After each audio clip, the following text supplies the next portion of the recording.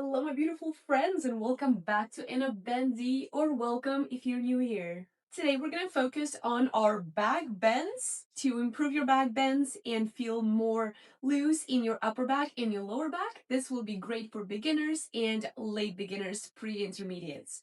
Let's get into it.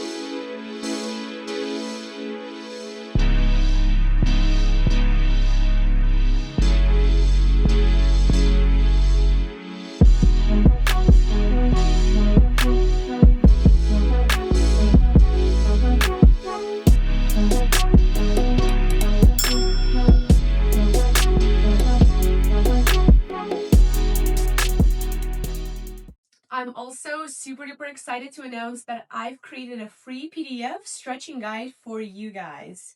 In the PDF, you can find a variety of exercises for shoulders, back, hamstrings, your quads, hips, all the parts of our bodies, so you can take them and practice them at your own time.